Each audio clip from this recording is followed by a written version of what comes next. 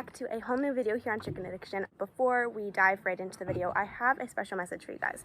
So since it's September and it's kind of back to school season, I know it's a little different of a back to school this year, I thought I would contribute my part in the back to school videos. Also, I'm sorry about my little chocolate lab behind me is gonna go nuts as well, so I'm sorry about that. I wanted to put my own twist on some back to school videos, and that's when I thought of doing informational chicken videos for all of September. So that means you guys are going to get 4 to 8 informational videos this September, and they're all going to be about chicken information, and hopefully I can help you guys understand better, and I hope I can help you guys learn a bit. Today we're going to be doing something super exciting. I wanted to do a video where I show you guys how I set up for my incubations and what I do to the eggs to prepare them for my incubations, how I set up my incubator, and how I get everything ready for the next hatch I'm planning on doing. And I'm also going to do it right here with you so you can get some visuals and you can learn a little easier. I'm a visual learner. I learn easier when people actually show me. Also, if you could, please let me know what you guys love hatching. So without any further ado, I think we should just dive right into today's video. So a little list is going to be over on the screen over there. That's exactly what you're going to need to do exactly what I do to prepare for every incubation. Make sure to follow that list and make sure you have all the supplies handy. Okay, so obviously the first thing you're going to need is an incubator because no eggs are going to hatch without an incubator. So I have a Hobovator Genesis incubator. It's one of my new purchases for chicken addiction. The egg turner is going to be optional. That's not something everyone needs. People can turn their eggs manually if you just prefer to do that. That works great too. I did that for a little while before I got an egg turner. The next thing you're going to need is, of course, eggs. They can be eggs from your coop and your flock. If you have a rooster in the mix with all your hens, there's at least about a 50% chance that your eggs are going to be fertile. So these are straight from my coop. I know a lot of people ship hatching eggs, so that's an option, or you can just buy them locally, or you can get them straight out of your coop, which would of course be the most affordable option. If you're looking to stick to more of a budget for your purchases, unless you're looking for a certain breed. This is all the eggs I've collected in a week. I have over 30 eggs. So one full dozen right here of mixed eggs from my flock. This is a package of 18 eggs. And as you can see, this is full as well, a nice little mixture going on.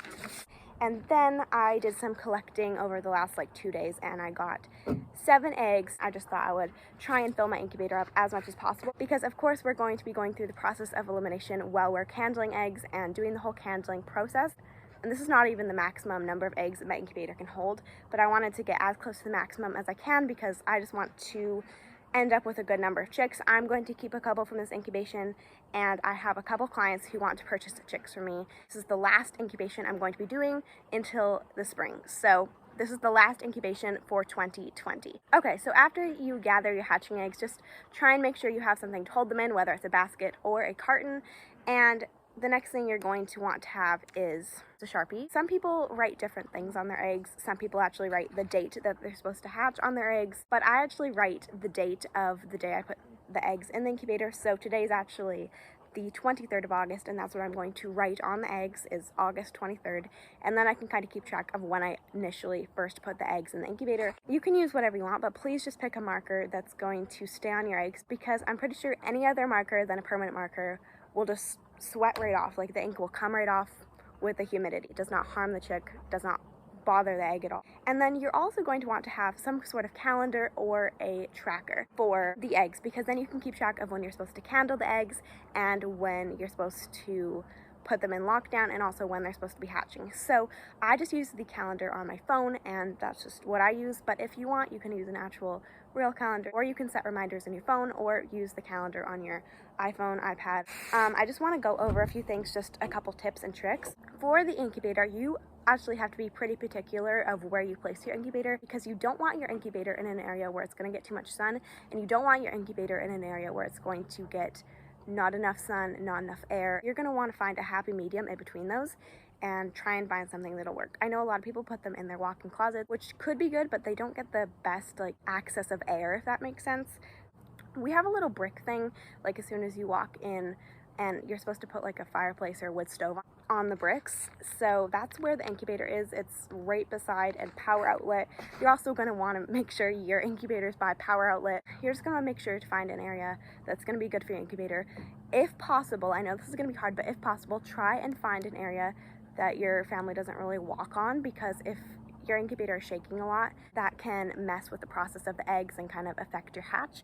And also, if your incubator is like uneven, please just know that that's going to affect your hatch. And you could think it's going to be something with the incubator, but it might just be from the movement or the unevenness of where the incubator was located. Also, for your eggs, it is so important that you do not wash these eggs before you put them in the incubator. That's right, you heard it here first. Do not wash your eggs. They actually have a protective coating over the eggs, and that protects the chick, that protects things from getting in the egg, any diseases, bacteria, everything. So don't wash your eggs, okay? That's just a major no-no. Your eggs won't do well if you wash them. This is the real eggs. This is what they looked like when they came out of the coop. Another thing I want to say is please try and keep your eggs at room temperature. I know I'm outside right now, but the eggs don't feel that bad, and just try and keep them at room temperature because that will keep your eggs from not incubating while they're setting out on your mantle or wherever you have them. You just don't want them to half incubate before you put them in the incubator, so just make sure to keep them at room temperature, no hotter than that, no colder than that. Also, a big no-no, this may seem like common sense to you, but for those of you who don't know, don't just take eggs from the fridge and put them in the incubator. I guarantee they won't hatch because they've already been refrigerated. So no refrigerated eggs in the incubator are allowed. No, that's just not going to work. Before you put your eggs in, you're going to want your incubator running for at least 20 minutes before you put them in. It's better to have your incubator running for an hour before you put your eggs in, just to make sure like the heat levels and the humidity levels are actually going to stay where they should and not switch. And for setting purposes and for the first 18 days of incubation, you're going to want to keep your humidity levels anywhere between 40% to 55%. Oh, also for temperature, you're going to want to keep it at 99.5 Fahrenheit. I don't know what that translates to for Celsius, but I know most incubators are like all in Fahrenheit. Okay, so here we go. I literally just plugged this in. I have the turner attached, and also the incubator is all good to go. It has about 1 inch of water in it, and I set the humidity I would like to have it at, and I also set the temperature I'd like to have it at, and of course it's just still adjusting. So there we go. Incubator is ready to go. Okay, so this is the steps. This is the visual steps. Right now I'm just going to write on the eggs. It's August 23rd. I know this video is going to be going up in September, but I just write on here. All my roosters and chickens and ducks and dogs are going crazy. This is just what I write. August 23rd. So I do the abbreviation of the month. All right, now I'm going to just have to do this for over 30 eggs.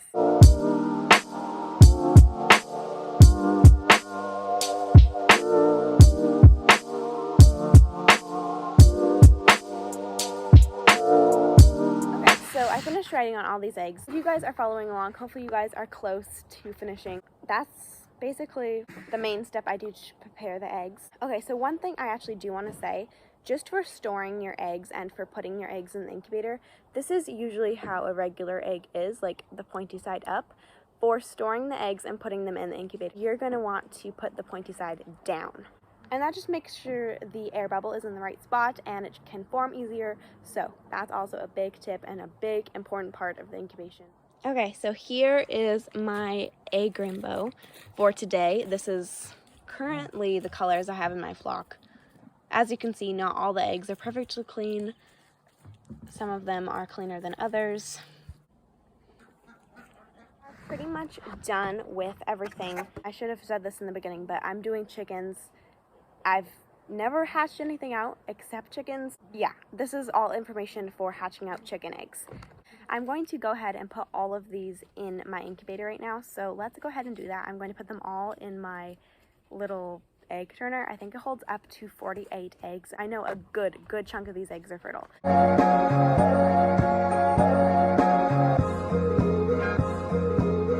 Guys, so the eggs are all set up in the incubator, so I hope it was really helpful for you guys, and I hope you guys have a bit more clarity on this topic now.